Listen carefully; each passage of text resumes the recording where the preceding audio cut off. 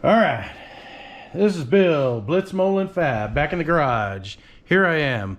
I'm screwing around today. I haven't made a video in a long time. Really lagging. Life kind of takes over.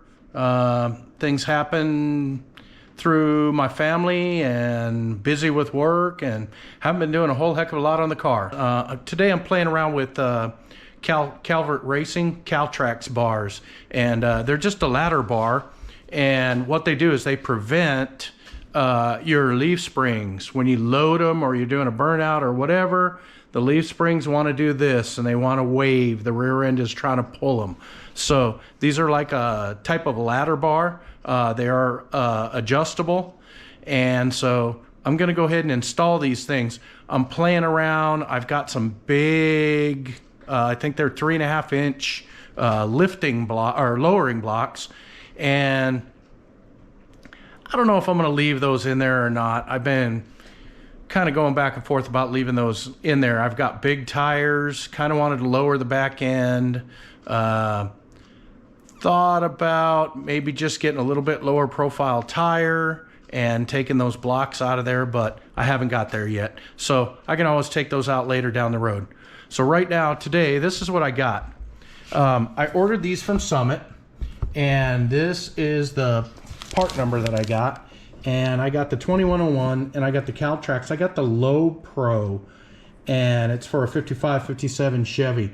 I guess the deal with these is there's a regular and a Low Pro. I think they have a difference in the amount that they hang down. So I'm going to go ahead and get this box opened up. It's got staples in it. They boxed it up really well because this is heavy.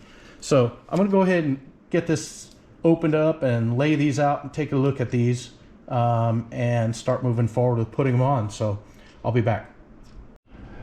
Okay, I got them out of the box, which was a mess. Had all this tiny little broken up popcorn stuff. It was a total mess to deal with. It's all over the place still, stuck on everything. Definitely not anti-static by any means. So anyway, this is how these are set up. This becomes your bottom spring plate. Your U-bolts go over your axle. They go through here. So you put this in. You take your front spring mount out, and you put these in where your bushings are. Don't fall off there. Put these in where your bushings are, and your front spring mount's right here. And this goes, the spring goes underneath and goes across here. And then what this does is you're able to open up this bar and put a little bit of preload right here on this on your spring. And so it just, I think they said 1/8 of a turn or something like that. So, and that allows for your preload. They sent some stickers. So this will be a nice little fun job for me to do. I got the car up on the lift. So what I'm gonna have to do is I'm gonna have to get a jack under here. I'm gonna have to lift the car up from the frame, and I'm gonna have to put a jack, I have a screw jack underneath the rear end, and take some weight off of the rear end. And I'm just gonna do one side at a time. I'll probably do this side. I'll probably do the driver's side first. Have to take this off, pull the bolt out, have to drop this spring just a hair, and get the bushing out and slide that new bushing in there. And so I'm going to get started. I've already got my spring, my shocks loose. I took my shocks loose and got ready. Okay, I got this kind of wrangled in here. I got my jack tray over here, and I've got a jack underneath the frame. Got some pressure up, lifted up off the frame. Used my big jack, put it under this side of the rear end. Took a little bit of pressure off just so my tire can move. Got a little bit of pressure off of the spring. Kind of set this jack in here just so it's here, just kind of safety jack.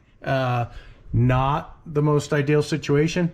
Heck, it would probably be easier to do this crap on the floor, on the ground, with just a floor jack and some jack stands. But anyway, I'm gonna try and do it up here just because it's kind of nice just standing up rather than laying on the ground doing it. So what I've got to do is I've got to get over here, take this bolt out of this bushing, and it comes out through here, through this hole.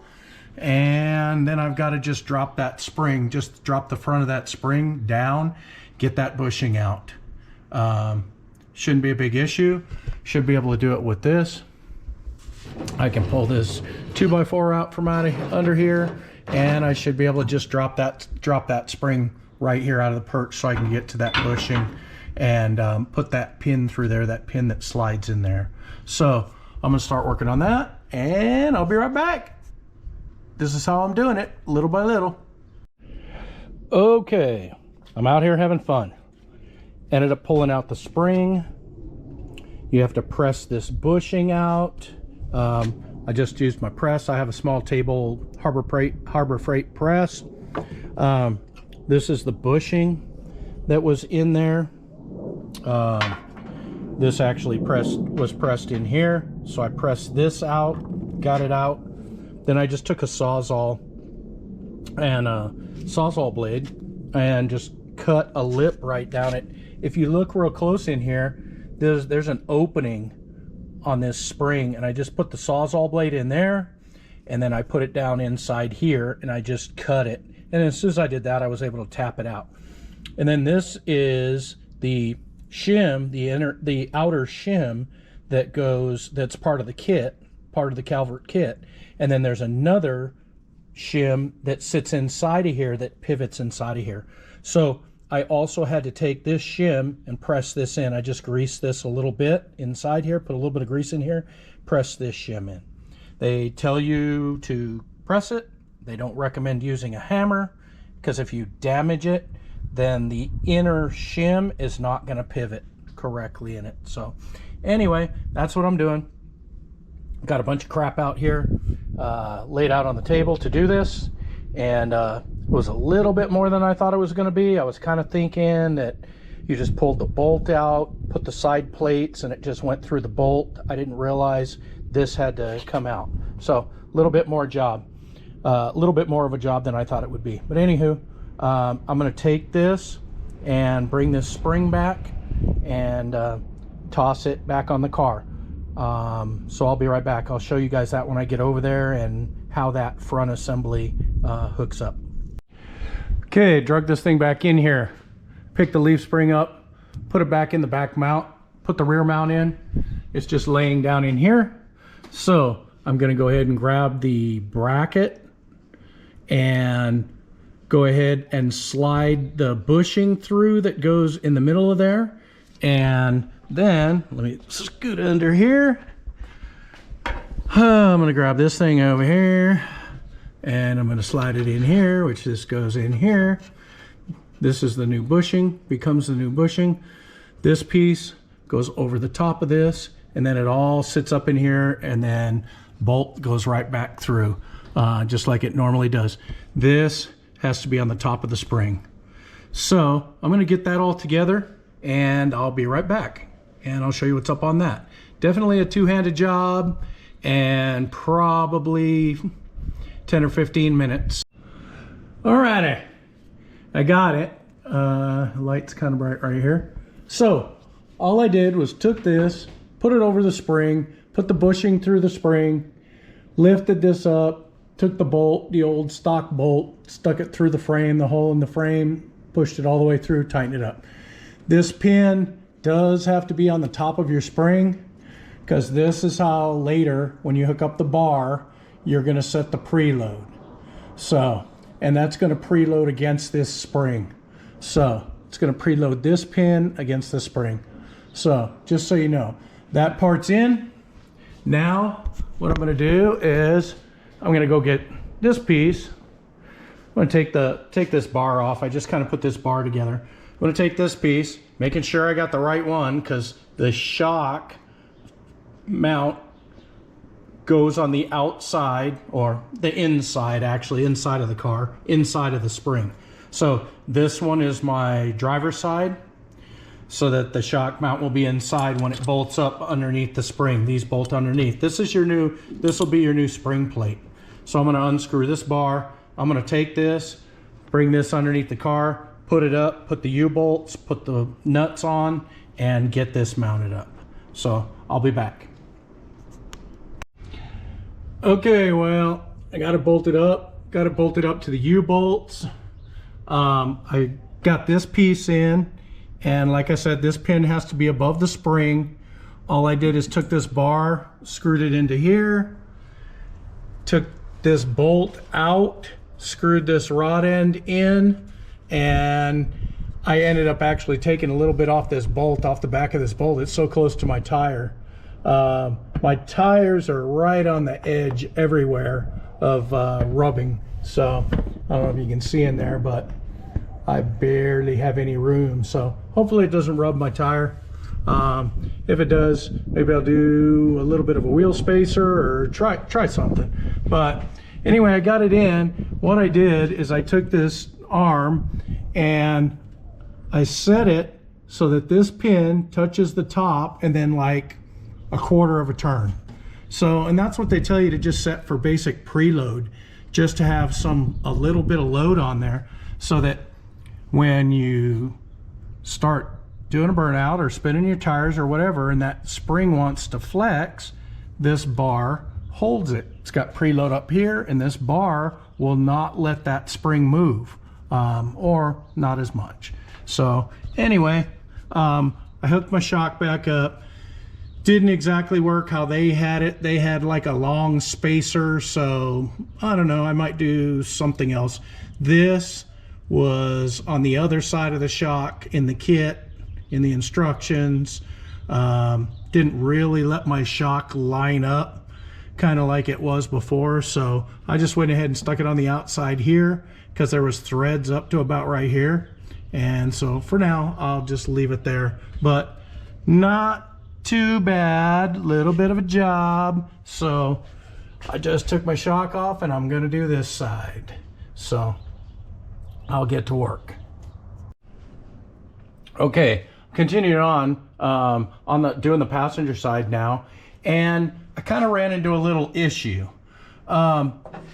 When I pressed out the bushing out of the spring and I pressed the outer steel bushing in, and I brought the spring back here and put it in, this inner bushing would not go in as easy and float inside of it.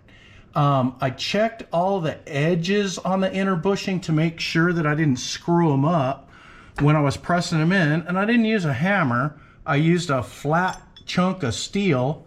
So anyway, what I ended up doing is just tapping it in. I just tapped this lightly in, but then I couldn't get this plate. See, this plate like comes apart over here, it moves, and it like rides on this bushing. It sticks out on both sides, over here and over here, and I couldn't get the plate on.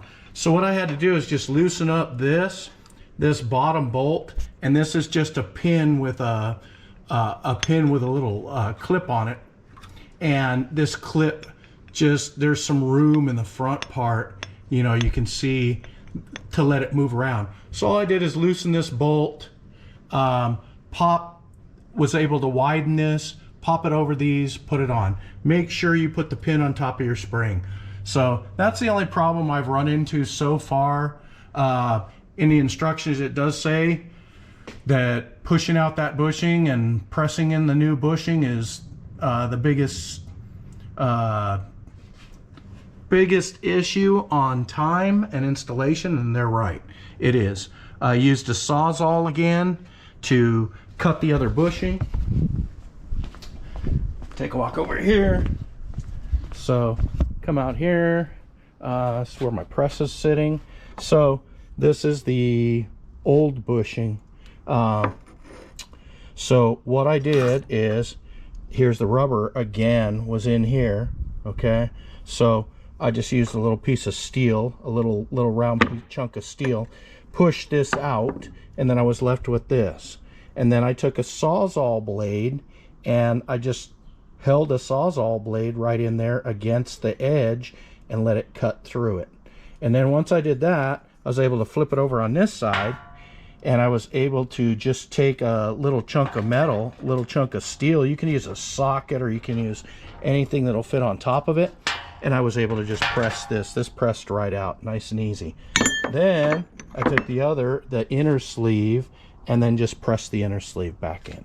So anyway, definitely the biggest time consumer on putting these on.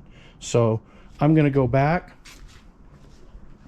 and I'm gonna go come in here, and I'm gonna go ahead and finish bolting this up. I'm going to pick it up, put it in the mount right here, and then I'm going to go ahead right here on the spring, and I'm going to just let the rear end, I've got the rear end sitting up in the air with a jack. I'm going to let the rear end down on the block and then put the back piece on. So I'll be back.